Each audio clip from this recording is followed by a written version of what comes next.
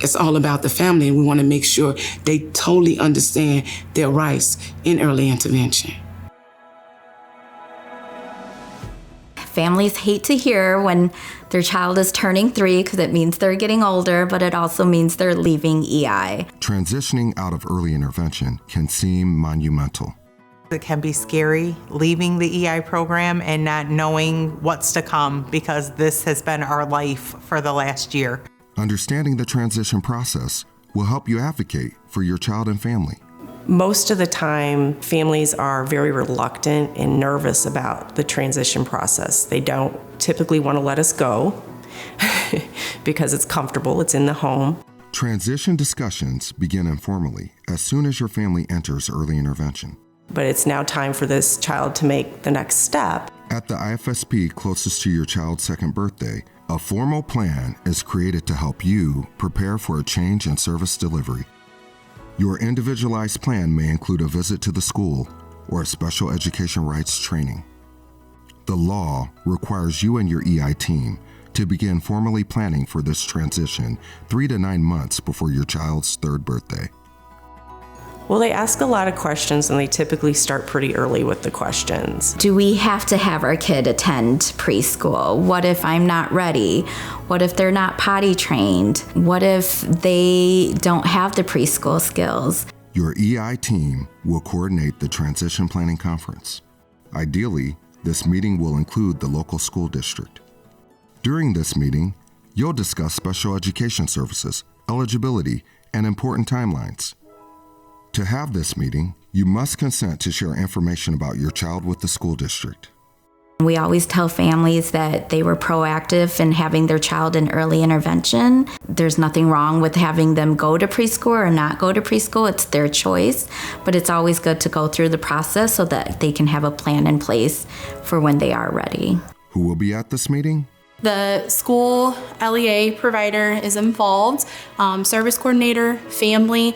Providers are also invited to join that meeting as well. That way they can have their input. You can also invite family members, an advocate, child care providers, anyone who can help the district and community partners understand more about your child and their needs. The school district may coordinate their own evaluation of your child or use current EI evaluations. Carlos was able to set up a meeting with the school and early child care so that he would be able to be evaluated by their team. Upon qualifying for special education, and with your consent, your child must have an individualized education program, or IEP, in place by your child's third birthday.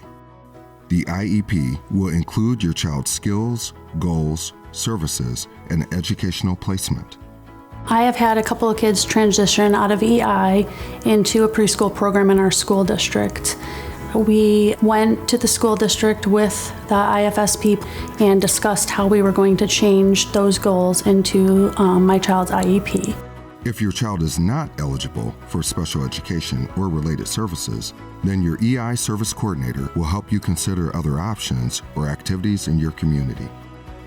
If they are eligible, go and look at the different schools in the areas and maybe talk to different principals. We definitely know our resources available to us, whatever we choose, and we've been guided through what to do regardless of where we are geographically or what we choose school system-wise. Or even go to the grounds of their neighborhood school and play on the playground or walk around the school to prepare their son or daughter for the experience that they're ready to encounter. Your EI team is a valuable resource. I can always be used as a resource. And so if they have any questions, just, send me a message or text. And if I can't answer it, then maybe I can point them to somebody who can. They will guide you through your transition from EI to the school district or other community setting. The school does their IEP planning with the family, and then the family feels better knowing that they've got something set up when they leave early intervention. It's a whole different journey, but I'm glad for the stepping stone that EI has given us in order to continue to get all of the care that Isaiah needs.